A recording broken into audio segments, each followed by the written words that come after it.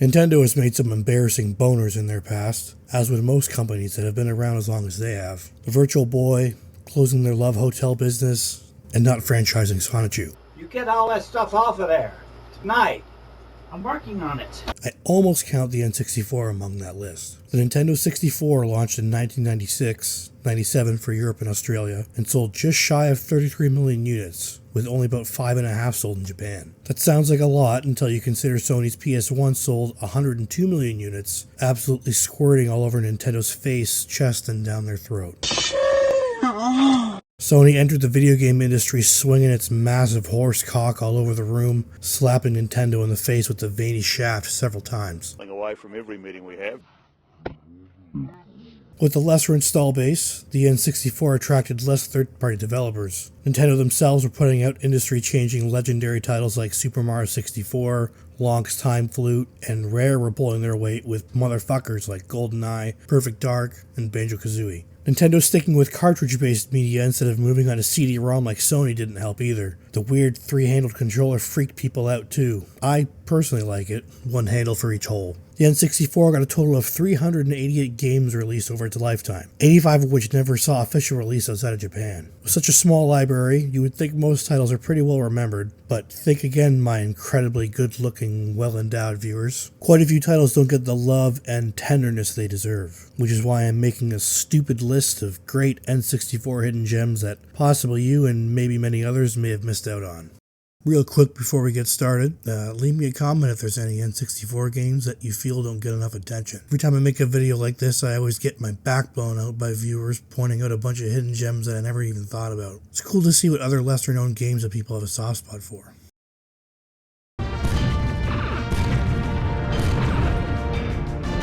Battle Tanks is an action game developed by the 3DO company, releasing for the N64 in 1998. The story takes place in the far-off future of the year 2001, where an honestly awesome virus has wiped out 99% of the female population on Earth. Who needs them dirty bitches when you got the boys to come over, play some battle tanks, and suck on your toes? The main character, Benny Bean Flicker, has his personal property, his girlfriend, stolen by the US government for some reason. So he steals a fucking tank and drives it around, brutally murdering people until he gets her back. There are 3 different tanks for the player to choose from, 17 levels for you to decimate. Benny operates his tank like a killdozer, plowing over hospitals and orphanages. Battle Tanks is a video game as a video game.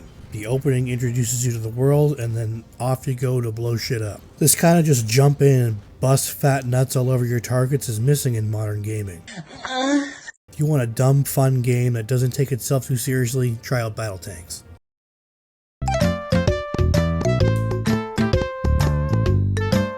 Mystical Ninja, starring Goemon, is a batshit crazy third-person action-adventure game developed by Konami, releasing in 1997.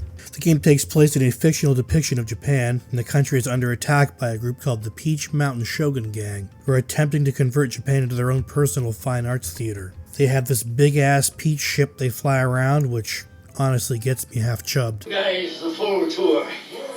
Oh, honey, careful. Your boner.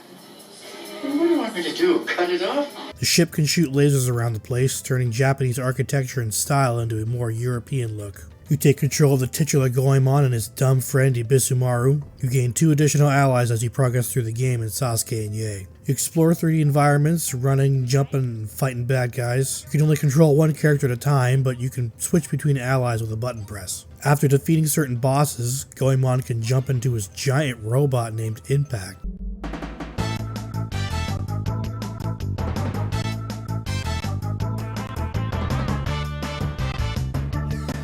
What the hell is even that? After a short running section, you fight a boss in a giant robot battle. Just the premise, setting, and crazy stuff going on in this game alone is well worth checking it out. I think this kind of absurdist, surrealist humor works better these days than it did back in 1998, and Mystical Ninja Star Goemon has all that crazy shit in spades. This game is similar in many ways to Ocarina of Time, although it released a few months before Zelda did. There's an overworld of sorts in the Japanese setting, there's several dungeons for you to explore with their own bosses to defeat. There are even certain obstacles that you can't navigate until you unlock a character's ability. Permanent health upgrades with the Lucky Cat pickups. All this honestly makes me wonder why this game isn't more popular. Probably because Zelda had the full force of Nintendo and its marketing behind it, as well as name recognition. Goemon is also very Japanese, and a good deal of the setting and humor probably didn't translate very well, especially to children. Mystical Ninja Star and Goemon is, at least in my opinion, one of the best action-adventure games on the N64. It's not perfect by any means. The camera is annoying at times, which was pretty common with 3D action games during this generation. But the humor and the gameplay makes this a solid title worth checking out if you want a good, funny action-adventure game.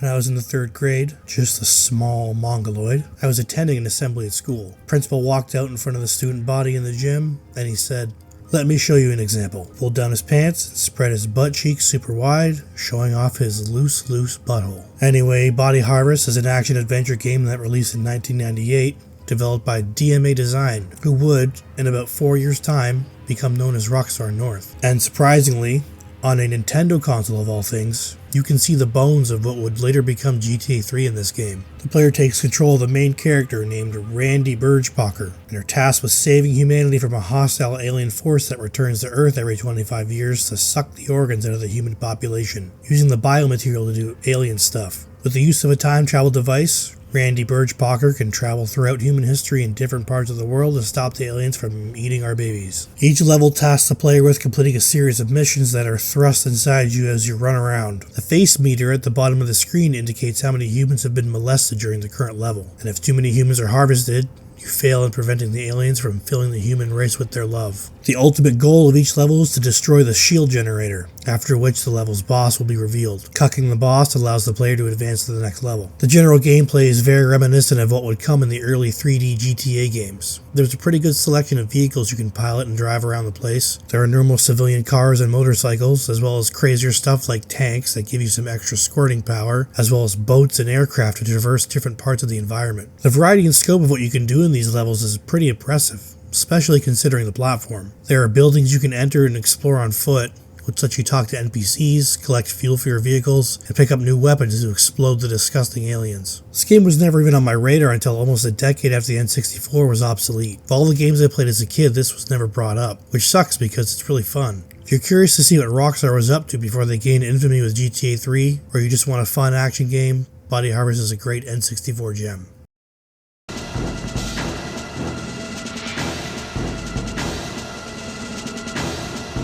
Everyone knows about GoldenEye. It's one of the most beloved FPS games ever made. My friends and I used to do 4-player multiplayer, karate chops only, so it looks like we were all running around slapping each other to death. After we were done playing, we would all make out.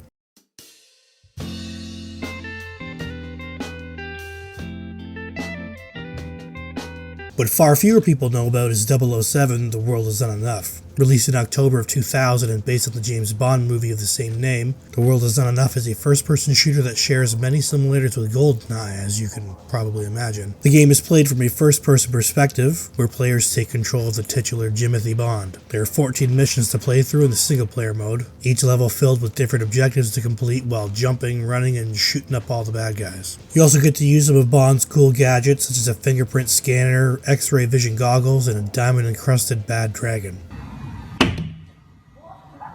There are a bunch of cool weapons to mess around with, including submachine guns, pistols, shotguns, and rocket launchers, some of which have alternate fire modes. Pretty cool feature for such an early FPS. The thing that pops out to me immediately when starting gameplay is the visuals. On a console notorious for low frame rates and blurry textures, The World Is Not Enough stands out as one of the best looking and performing games on the N64. Many developers struggled to get games to run at a decent frame rate. Even one of the best games on the platform, Ocarina of Time, only ran at 20 FPS. And that had Nintendo behind it. Reload animations are super smooth and the gun models are pretty well detailed. It's still an N64 game, so it doesn't quite stand the test of time, but on its platform it's really impressive. Presentation is also notable for the amount of spoken dialogue, something that is usually used sparingly on the N64 because of the limitations of the cartridge media they used. Speaking of the cartridge, I love that this one is blue. Anything that deviates from the standard gray is usually pretty cool. My copy is brown though, for no reason. If the only FPS you've played on the N64 is GoldenEye or Perfect Dark, I suggest checking out The World Is Not Enough.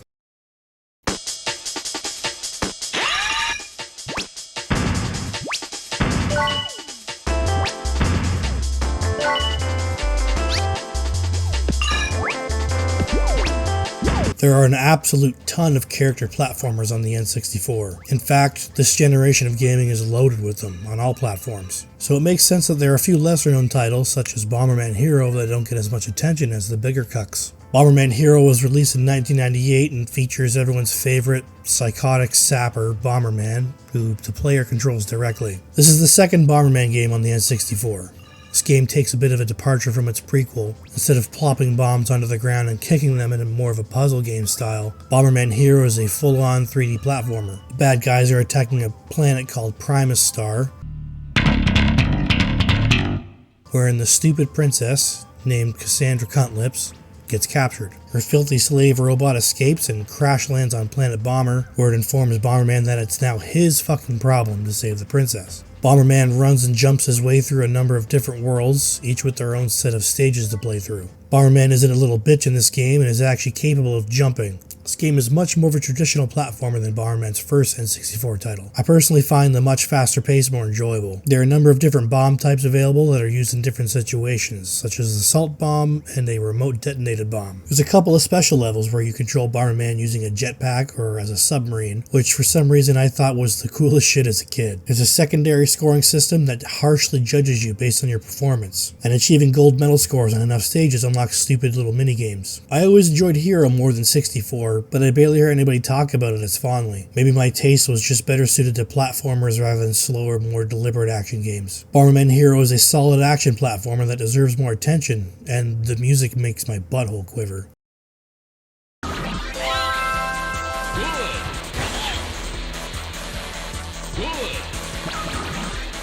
Snowboard Kids 2 is a 3D racing game that released on the N64 in 1999. The reason I'm talking about the sequel rather than the original is because I actually never played the first Snowboard Kids, but I played the shit out of the second one. Snowboard Kids 2 will be immediately accessible to anyone who has played a more laid-back kind of party racing game like Mario Kart or Lego Racers. You take control of one of 9 different characters, 3 of which are unlockable, as you snowboard child down 15 different slopes. Despite what the name would suggest, you aren't just playing on different snowy mountains. The courses have varying visual themes such as a tropical island, a haunted house, and in outer space somehow.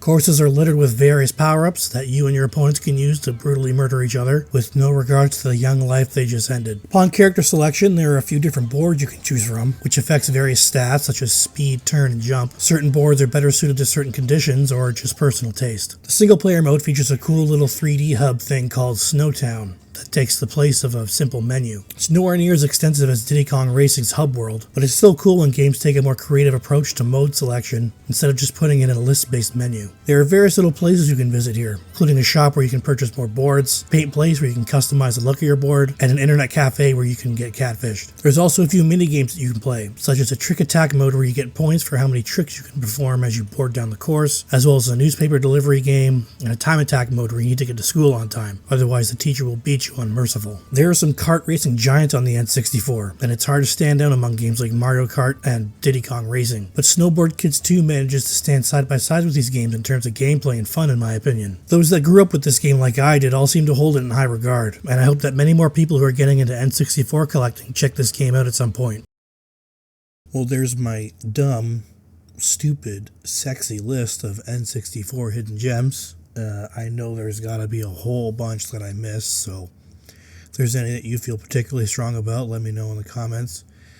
And if you liked this dumb video, please give me a like and a subscribe. I'd really appreciate it. And I'll hopefully see you guys all in the next one.